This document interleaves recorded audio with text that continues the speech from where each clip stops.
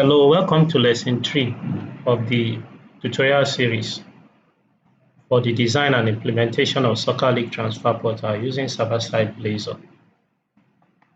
In this third lesson, we are going to learn how to implement custom authentication and authorization infrastructure.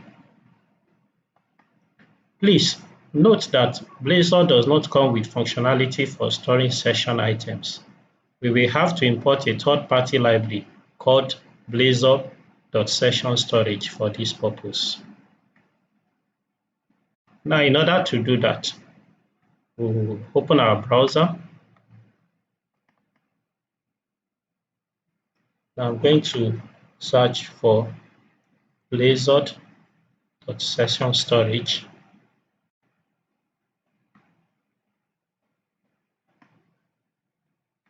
Now, I click on the nuget.org link. Now, this is the information that I get about the package. Now, the next thing I'm going to do is to open Radzen. So I'm going to open Radzen.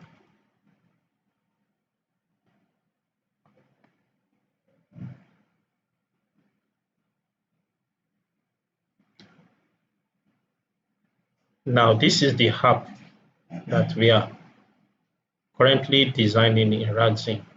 I want to open it in Visual Studio. Now, to do that, I'll click on this link that says Show Application Directory. So I click on Show Application Directory. Now, I will double click on the Visual Studio solution file to open the application baseline in Visual Studio.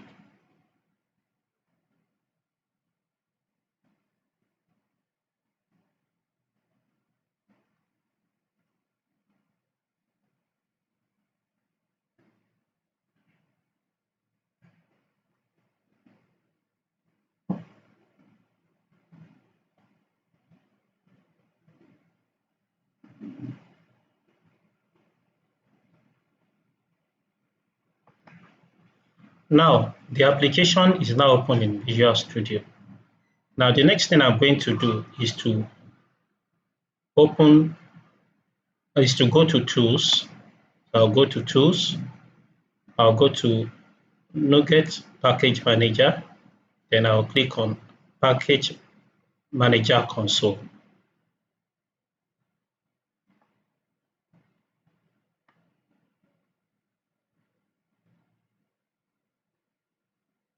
Now, the next thing I'm going to do is to install the package called Blazor.session_storage.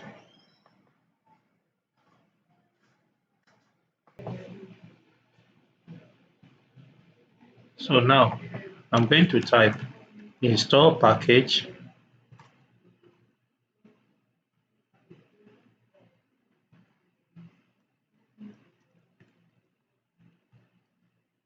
Blazor.session_storage.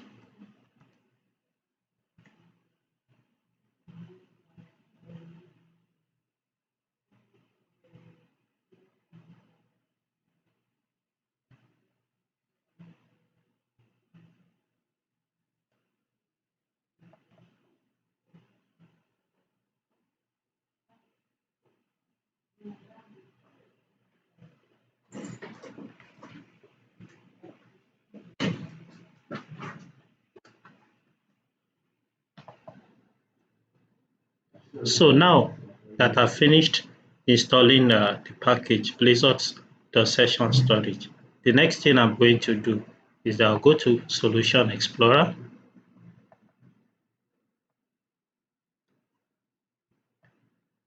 I will open startup.cs. Now, at the top of the startup.cs file, I'm going to import the new package that I've just brought into the application. So I'm going to say using Blazor.session_storage.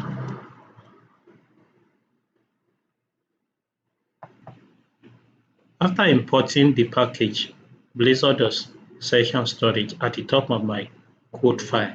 The next thing I'm going to do is that after this line that says services.add_scope notification service, I'm going to type services dot add Blazor dot session storage. You will add this line in the configure services method. This line is added in the configure services method. So this method configure services. That is where I've added this line that says services.add Blazor.session storage. The next thing you do is to save. I'm going to click save all now.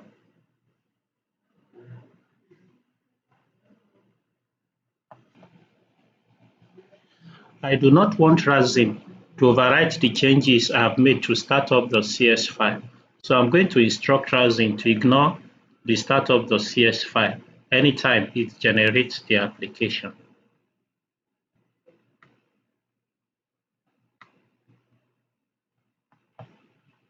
Now, to tell Radzen to ignore the startup.cs file, first of all, I will reopen the application again in Radzen. Then I will go to settings. Now, any code file I want Radzen to ignore, I will put it in this code generation ignore list. Now, let's go back to Visual Studio.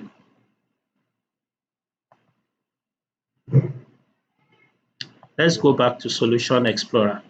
Now, we have startup.cs. Now, startup.cs is actually located in this folder. I'm going to right click on my project name. Let me say open folder in File Explorer. Now you see that startup.cs is located inside the server folder. It's located inside the server folder. So I will come here. I will now tell Radzen to ignore the code file startup.cs that is located in the server folder. Then I'll click save.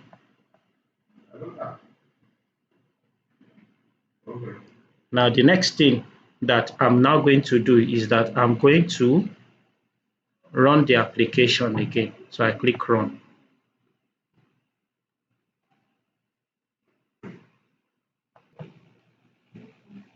The application has been generated again. So I will close the browser. I will stop the application.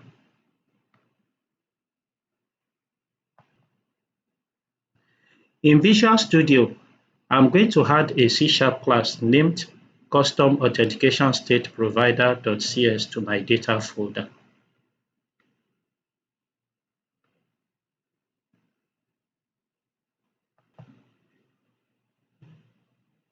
So I open Visual Studio.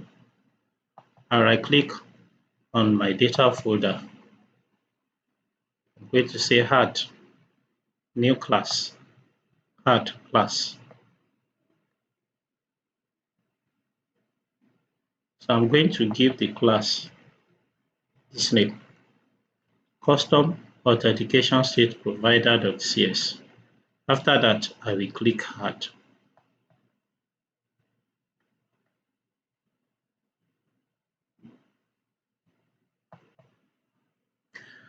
At the top of my code file, I will import the following namespaces.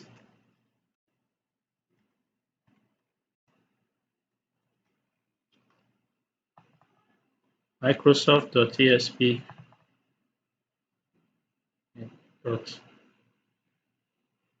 components dot authorization. So I'm going to import the Microsoft.esp.ASP.NET Core components dot authorization.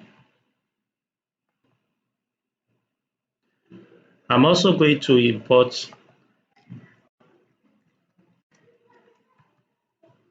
Blazor dot session storage package as well.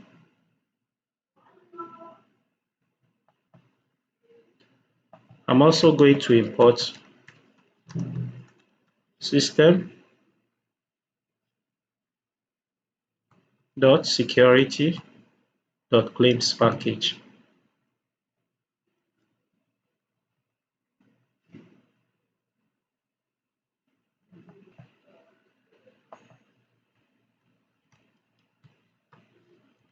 Private variable,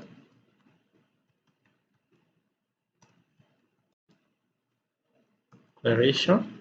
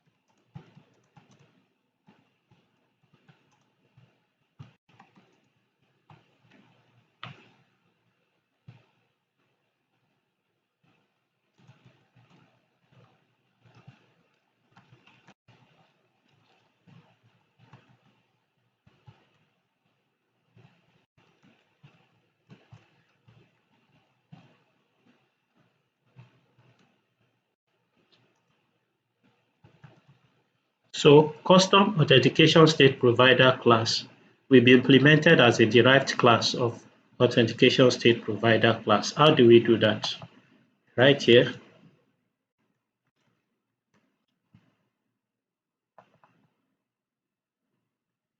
Now it says custom authentication state provider does not implement inherited abstract member authentication state provider dot get authentication state async. So what do? I'm going to click on the uh, on the red underline. Then I will open. There I'm going to say implement abstract class.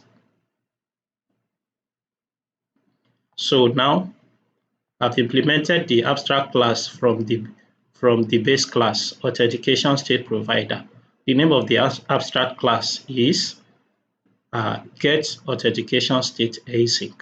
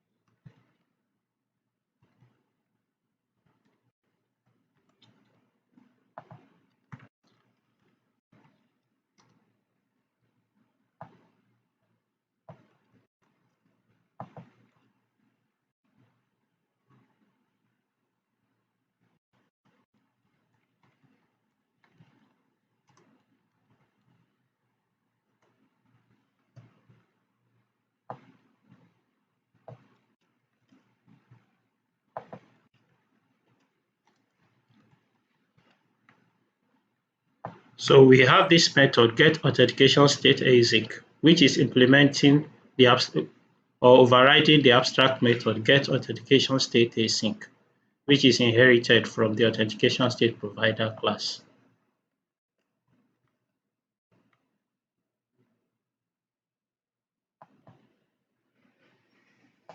So now I'm going to create a new list of claims identity.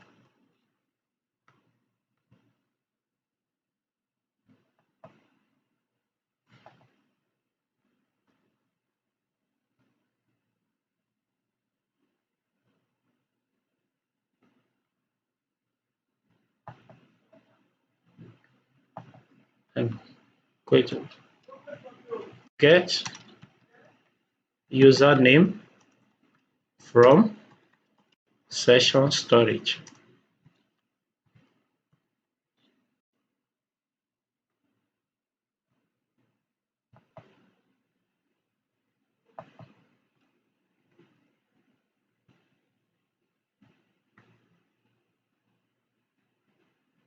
Now there is some complaint. Says awaited task returns class system.string. The await operator can only be used within an async method. Consider marking this method with the async modifier. So let's do that. We click here and I'll say make method async.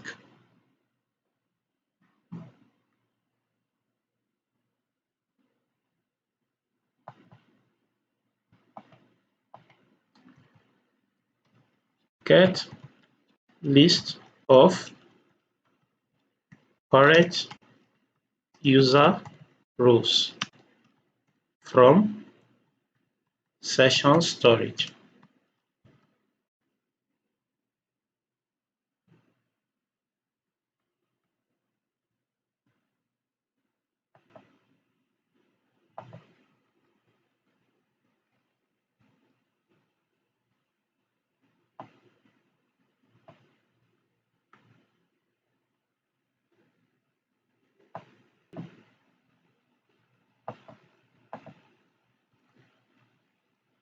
Check if username is not null or empty.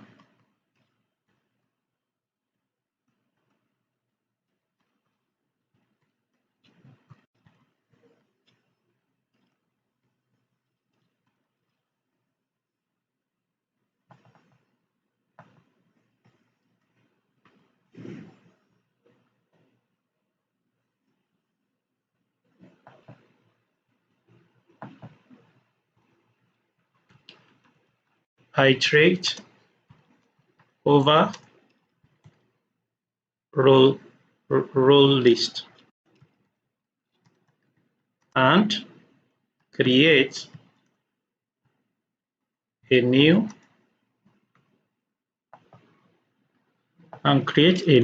identity for current username and each role.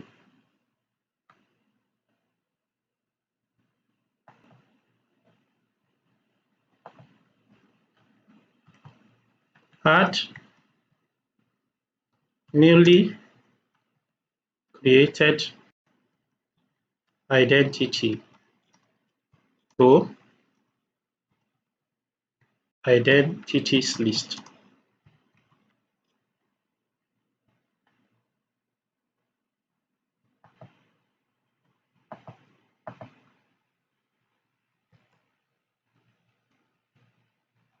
So do some formatting.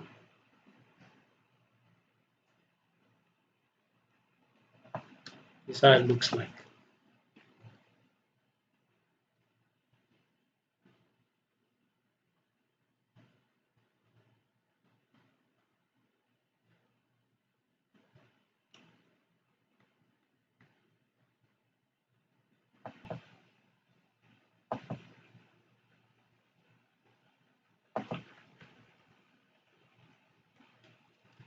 Create a new claims principal.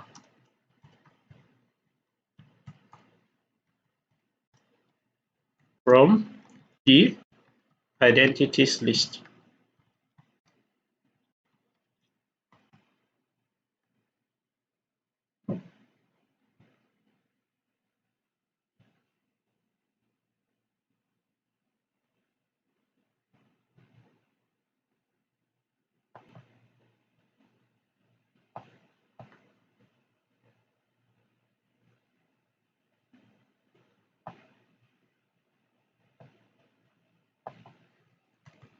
Lastly,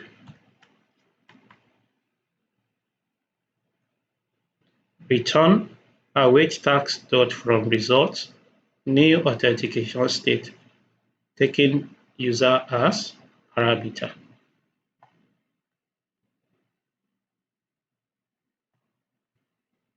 Let's save our code file.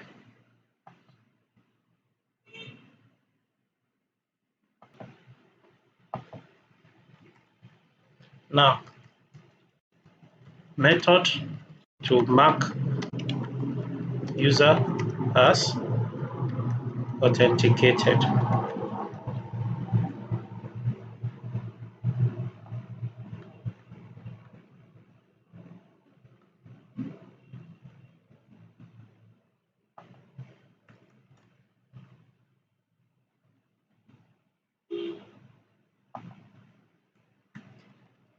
Method takes in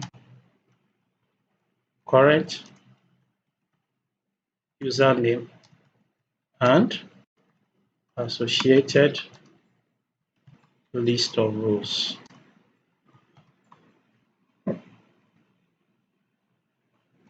As input parameters.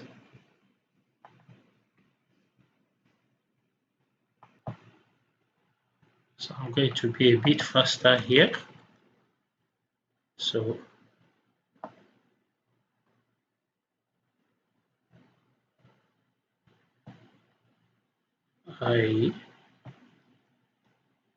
once again, I'm creating a new list of identity.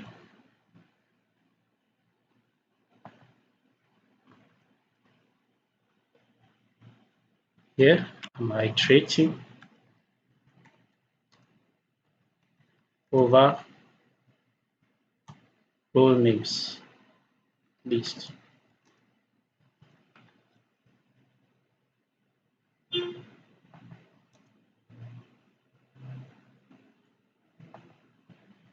Here I create a new claims identity.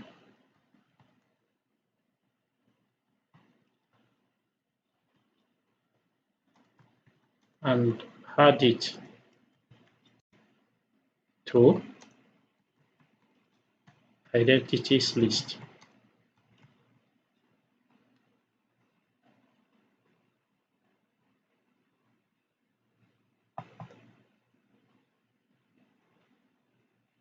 Create a new claims identity from username and current row. Add it to identities list.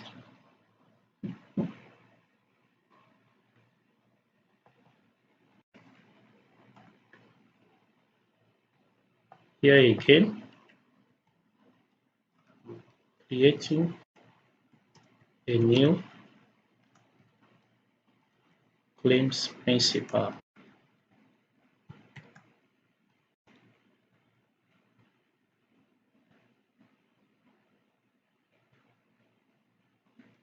From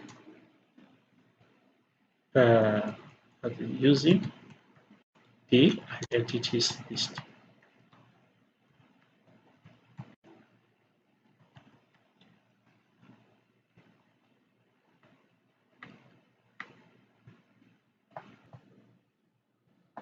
So lastly,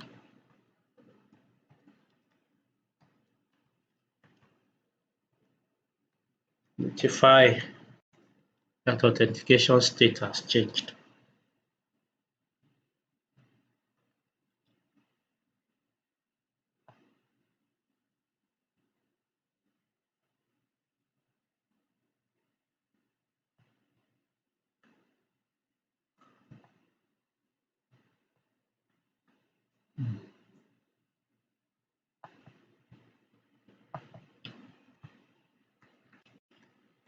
Method to log out current user.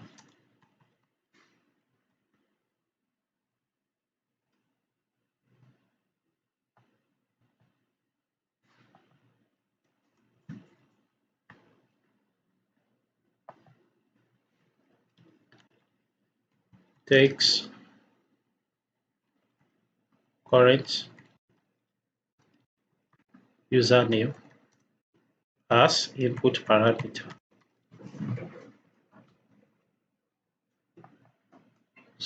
So we have methods to log out current user.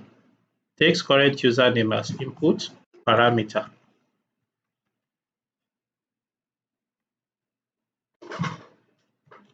So method name is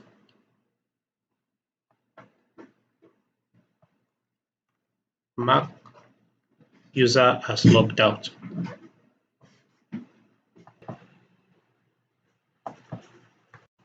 First thing to do, clear all items in session storage. How do you do that?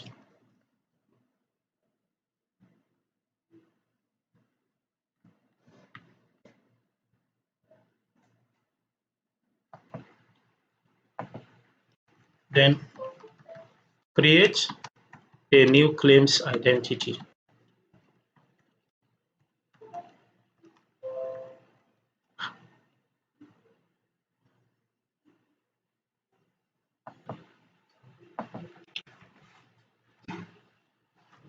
Create a new claims principal from newly created claims identity.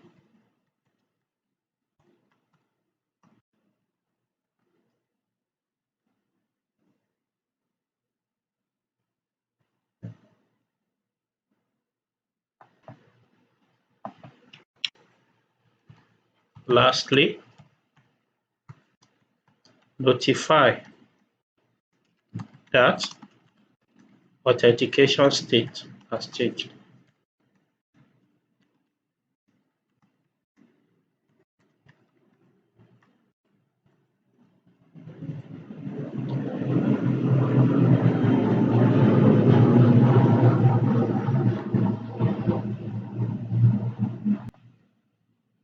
So that's the end of our method to log out the current user.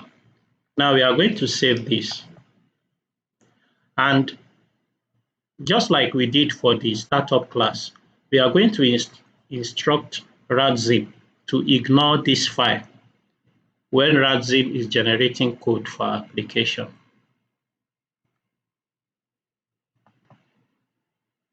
So we go to Radzen, we open our application, we'll go to settings, and after the entry instructing Radzen to ignore the startup.cs file, we will enter this line. So the new entry that I have just made tells Radzen to ignore the code file custom authentication state provider.cs, which is located in the data folder, and that the data folder is in turn located in the server folder. Then we will click save. Then before we run the application, let's just be sure that we have saved everything in Visual Studio. So I go back to Radzen now and I'll say run.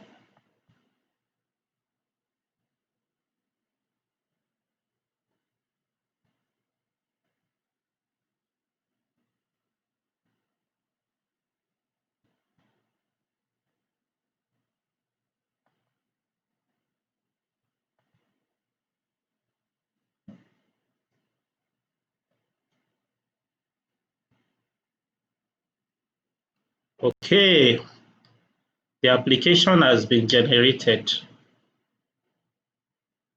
That is why the browser loads the application again. So now the next thing we are going to do now is that I'm going to stop Radzen.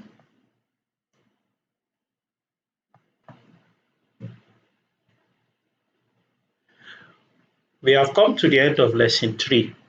In lesson 4, we shall implement the login page. Thank you.